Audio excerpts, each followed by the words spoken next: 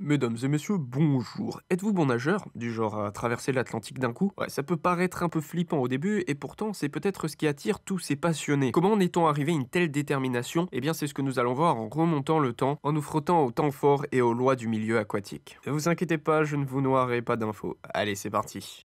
Les hommes ont-ils toujours su nager?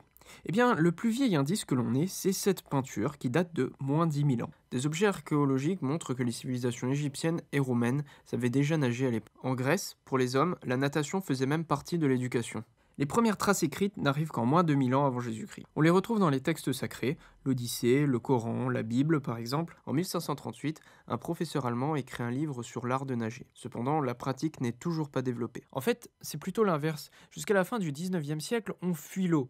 Bah ouais, faut dire que la saleté, c'est une super couverture contre les maladies. Et puis, ben, qu'on se le dise, une odeur forte, voilà, ça plaît aux femmes, hein, c'est un signe de puissance. C'est grâce à ces deux magnifiques constats rationnels qu'un Français sur deux, en 1850, va prendre en moyenne une douche tous les 2 ans. Bon, après, il faut dire que l'eau courante va arriver pour tous à partir de 1880. Et encore, à cette époque, il n'y a que les nobles qui peuvent se payer une baignoire à domicile. Par conséquent, on se rend dans des bains publics. De ce côté-là aussi, c'est pas foufou, puisqu'en 1770, Paris, qui compte alors 500 000 habitants, ne dispose que de 9 établissements publics avec des bains. Ouais, non, pas besoin de faire le calcul. En gros, t'imagines juste ton centre commercial le jour où les acédiques tombent. Heureusement, la science va s'en mêler et elle va nous débloquer la situation très gentiment. En particulier grâce à Louis Pasteur. Faut quand même rappeler qu'on lui doit beaucoup, hein. Big up Louis si tu vois cette vidéo. À partir de ses travaux, la science va commencer à comprendre comment fonctionnent les infections. Et en découlera l'équation la plus simple du monde, crade égale danger. Donc tout le monde va avoir envie de se laver. Bon, ça va pas se faire d'un coup, hein.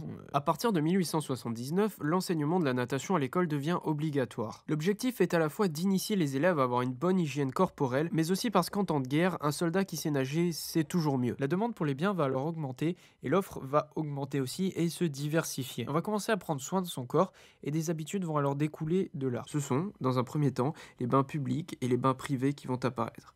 Dans ces lieux, on se lave et en même temps on rencontre du monde. Ça peut paraître un peu bizarre aujourd'hui, mais à l'époque ça avait un succès monstre. En 1828, la première piscine d'intérieur est ouverte au public. Puis, en 1837, va apparaître la National Swimming Society. En gros, c'est un regroupement d'officiers de marine et de bateliers. Peu à peu, la NSS va partager son travail avec le grand public à travers des exhibitions et des spectacles. D'autres piscines ouvriront alors leurs portes dans les environs et la nage va se développer comme un sport récréatif. En parallèle vont se développer des clubs, des lieux d'amusement en présence de l'eau, ainsi que tout un tas de compétences liées à la natation. La compétition va alors émerger. Mais en 1844, Londres décide d'organiser son premier tournoi. Cette compétition va opposer des British contre des natifs d'Amérique.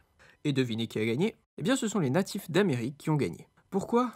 En dehors de la condition physique, c'est avant tout parce qu'ils n'utilisaient pas la même nage. En effet, les Anglais utilisaient la brasse, tandis que les Américains utilisaient une variante du crawl. En fait, ça fait des générations qu'ils l'utilisaient à la maison, quoi. Et même après ça, le crawl a mis du temps à s'installer, car on considérait ça comme trop bourrin, en fait. On préférait le style, la classe de la brasse. Mais attire aussi dans le milieu sportif, donnant lieu à la création de nombreuses compétitions, ainsi que la tentative de plusieurs exploits. Le plus connu est probablement celui de Matthew Webb, qui fut le premier à traverser la Manche en 1875. Alors que les piscines continuent de pousser comme des champignons, la natation est intégrée officiellement aux Jeux Olympiques en 1896. Enfin, ça c'est pour les hommes. Pour les femmes, il a bien fallu 16 ans pour se rendre compte qu'elles savent nager aussi. À partir de là, la natation récréative et sportive va connaître un développement et une propagation exponentielle. L'attirance pour l'eau devient alors un phénomène de mode, qui est d'ailleurs à l'origine des débuts du développement du tourisme balnéaire. Peu à peu, la mer acquiert cette réputation de revitalisante, mais aussi de lieu festif où l'on essaye des nouvelles activités et où l'on rencontre du monde. Tout cela va être encouragé par l'augmentation du temps libre des Français. En effet, en 1936, une loi est votée comme quoi la durée hebdomadaire du travail ne doit pas dépasser 40 heures. Puis peu à peu, les congés payés vont apparaître, favorisant alors le développement des loisirs. Le coup de grâce, c'est l'élévation du niveau de vie dans les années 60. La plage est à la mode, les Français ont du temps et de l'argent, le tourisme balnéaire explose. S'en suivra en 1908 la création de la première instance pour le développement et la protection des intérêts de la natation. C'est la Fédération internationale des nageurs amateurs qui regroupe alors 8 nations. Le crawl existe depuis l'Antiquité, mais il a été utilisé pour la première fois en compétition en 1844, dans la compétition qu'on vient de voir. Le papillon, quant à lui, est apparu en 1930. La brasse, c'est en 1896. En dernier lieu, le dos crawlé qui est apparu dans les années 1912. Bon, j'espère que cette partie extrême va te donner la motivation de te pousser un peu à bout pendant tes séances d'entraînement. Parce que dis-toi que pendant que tu patauges dans ta piscine, il y a des mecs qui sont paumés dans l'océan en train d'essayer de battre des records monstrueux. C'est pas tout à fait ce à quoi je pensais, à vrai dire. En fait, je pensais plutôt à Guy Delage, ce Français de 45 ans, constructeur, concepteur, explorateur à la recherche des solutions les plus respectables possibles pour l'environnement, ainsi que la connaissance du milieu marin. Bon, et pour faire simple, il a traversé l'Atlantique à la nage. Faut dire qu'il n'a pas vraiment fait ça que pour le fun, il y avait des objectifs derrière, notamment la compréhension de l'humain dans un milieu totalement désert, l'étude de la faune de surface, et ce, dans le but de faire avancer la science. Après une énorme préparation, Guy et son radeau quittent l'archipel du Cap-Vert, direction les Caraïbes. Malgré plusieurs difficultés, telles que la perte de vue de son radeau, l'attaque de requins ou encore la brûlure de méduses, il y arrivera en 55 jours. Pensez-vous que c'est possible de faire un voyage plus long ? En tout cas, Martin Strel, lui, l'a fait. Alors lui, il s'est carrément tapé l'Amazone. En 67 jours, il a parcouru 5268 km. Rien que ça. Et bien que sa performance remonte à 2007, il détient toujours le record du monde du voyage le plus long en nageant. Parlons maintenant de Mark Spitz, cette légende de la natation au palmarès monstrueux. Bien saviez-vous qu'en fait tous ces résultats étaient dus à une chose, sa moustache. En effet, son énorme moustache lui permet de dilater et de dévier l'eau qui arrive frontalement, lui permettant de conserver son accélération. Enfin, du moins c'est ce qu'il aurait répondu au JO de Munich en 1972 à un entraîneur russe qui lui demanda « Pourquoi tu gardes cette moustache ?» Évidemment, c'était pour déconner, mais un an plus tard, tous les nageurs russes avaient une moustache. Dans cette partie science, j'ai hésité à vous faire un listing de tous les bénéfices qu'il y a de commencer ou pratiquer la natation. Et puis finalement, j'ai décidé de vous parler des lois physiques qui interviennent dans le milieu aquatique. Tout simplement parce que ça me paraît indispensable de comprendre l'environnement dans lequel on essaye de s'intégrer. Pour réaliser cette étude, faisons appel aux deux scientifiques les plus connus de l'histoire. J'ai nommé Voltaire et Molière. Oui, non, ça c'est mes fiches de français, pardon. Oui. Donc je voulais bien évidemment parler d'Archimède et Newton. La vitesse d'un nageur dépend de deux grands types de forces, celles qui vont le freiner et celles qui vont le propulser. Lorsqu'un corps est en mouvement dans l'eau, la première force avec laquelle il va interagir est la force de traîner. Pas celle de ton quartier, mais celle qui va venir perturber sa trajectoire grâce à la résistance de forme, à la résistance de frottement et à la résistance de vague. La traînée de forme va être déterminée par le profil hydrodynamique du nageur.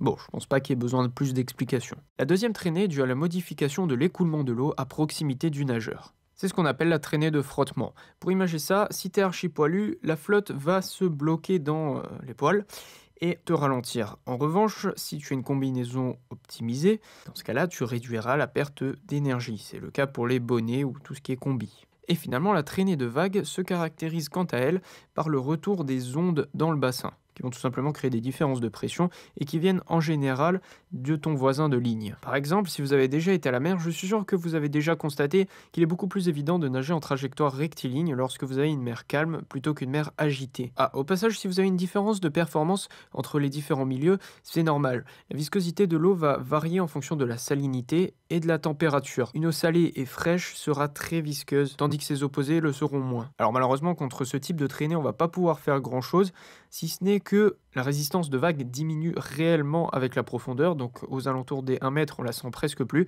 C'est d'ailleurs pour cette raison que les nageurs vont essayer de maximiser le temps subaquatique, notamment grâce au plongeon. Bon, jusque-là, ça devrait aller. Passons maintenant aux forces verticales. Et c'est là qu'Archimède intervient. Tout le monde connaît la célèbre expression Eureka qu'a créée Archimède en sortant de son bain et en allant nous faire une scène d'exhibitionniste dans la rue. Mais comment en est-on arrivé là ? Eh bien, laissez-moi vous le raconter en 30 secondes. Nous sommes en moins 250 avant Jésus-Christ. Le tyran de Syracuse, Hieron II, avait envie de se faire une belle couronne en or. Il donna donc tout le matériel nécessaire à un orfèvre, donc c'est-à-dire une grosse quantité d'or. Et quand il a reçu sa couronne, il avait comme l'impression qu'il s'était fait avoir et qu'on avait remplacé l'or par l'argent. Alors évidemment, c'était que l'intérieur, donc de l'extérieur, on n'y verrait que du feu.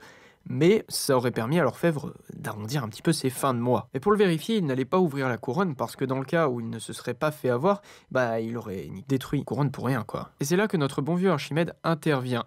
Le tyran lui demande d'examiner la couronne, évidemment sans la modifier, et d'essayer de trouver sa composition. Archimède se mit donc à plancher, mais faut bien avouer, le problème lui a posé quelques difficultés. En fait, il stagnait complètement jusqu'au jour où il entra dans sa baignoire. il avait trouvé une démarche. Dans un premier temps, il a plongé la couronne dans un volume d'eau et il a mesuré la différence avant et après afin d'en déduire le volume de la couronne. Une fois qu'il avait son volume, il la pesa. Il obtenu alors un certain poids pour une certaine quantité qu'il compara. Donc en gros, il a pris le même volume d'or que la couronne et il a comparé le poids de ce volume avec la couronne. Étant donné que l'or est plus massif, si jamais il y avait autre chose à l'intérieur, il y aurait eu une différence de poids vu que c'était exactement le même volume. Bon, pour être honnête, je vous avoue que cette histoire relève un petit peu plus de la légende et que niveau source, c'était pas franchement génial. Mais je le trouve assez sympa, donc je l'ai mis. Puis au final, il y a un raisonnement derrière, donc c'est pas tout perdu quoi. Mais revenons à la natation. Tout corps plus léger que le liquide où il est abandonné ne sera pas totalement émergé, mais restera en partie au-dessus de la surface du liquide. C'est évidemment le cas du corps humain, en grande partie grâce au volume d'air qu'on a en permanence en nous. Plus la profondeur augmente, plus la pression augmente, car le volume d'eau au-dessus d'un niveau donné pèse. C'est comme pour les fondations d'un immeuble, les bases doivent être plus solides pour maintenir tout ce qui va être mis par-dessus. Donc dans l'eau, la pression qui s'exerce sur la partie la plus proche du fond est plus forte que celle qui s'exerce sur la partie supérieure d'un corps. De là va se dégager une poussée verticale, qui est la poussée d'Archimède. Un peu pour le cas d'une bouteille de champagne. La pression à l'intérieur de la bouteille pousse le bouchon vers l'extérieur, et comme la pression à l'extérieur est plus faible, elle laisse sortir le bouchon. Au final, plus la densité de l'objet est forte, plus il résistera à la poussée d'Archimède. D'ailleurs, n'oublions pas que la gravité s'exerce toujours. Eh bien, premièrement, on y retrouve le concept de force statique. Ça veut dire quoi? Ça veut dire que si vous êtes immobile, eh bien ça va être plus difficile de vous mettre à bouger que si vous étiez déjà en mouvement. Autrement dit, vous aurez besoin d'une impulsion beaucoup plus forte pour vous lancer, et lorsque vous serez en mouvement, il faudra absolument éviter d'arrêter de nager pour éviter de perdre bêtement de l'énergie. Une fois que vous aurez fait ce premier mouvement, vous constaterez que vous avancez, sans déconner. Eh bien, en fait, théoriquement, cette loi nous dit que si aucune force s'oppose à nous, eh bien, on continuerait de bouger à l'infini, quoi. Bon, la mauvaise nouvelle, c'est que ça se passe pas comme ça. Comme on l'a vu précédemment, il y a tout un tas de trucs qui vont venir nous bloquer. Cette poussée va s'exercer dans l'exact opposé de la force initiale. Autrement dit, si vous voulez rester sur place, il faut battre des mouvements qui vont vers le bas.